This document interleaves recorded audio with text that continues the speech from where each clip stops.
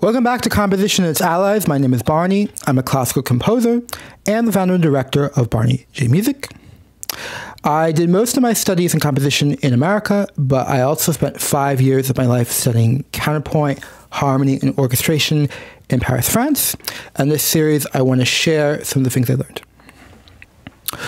All right, so you're orchestrating a chord in minor, and you figured out not all minor chords are the same. We looked at the harmony, the context. We also looked at orchestrating the strings and the lower brass, and now we're going to look at the upper brass.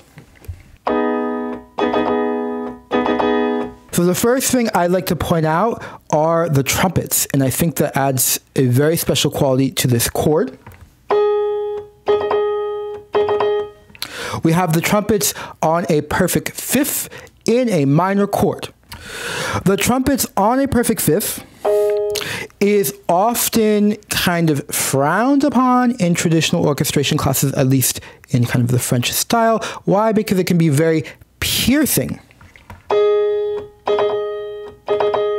And in fact, one of the reasons that Beethoven's music, I mean, I love the symphonies, but when the trumpet comes in, it's very obvious, is partly because the trumpet, of course, is limited in what notes it could hit, but many times it ends up on these very stark intervals, and it really brings a lot of tension.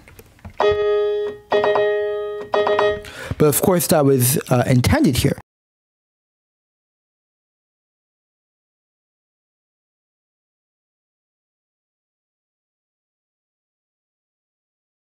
Now let's look at the French horns.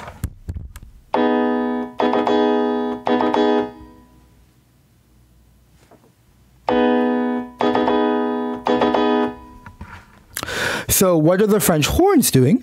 Well, they're filling in the notes to the low brass because, of course, the trombones,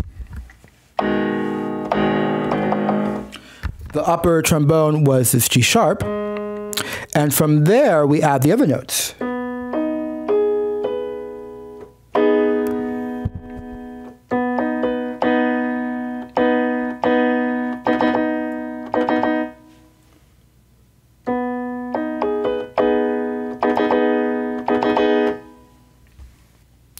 In a future episode, we will look at combining the lower strings with the lower brass. Have a great day.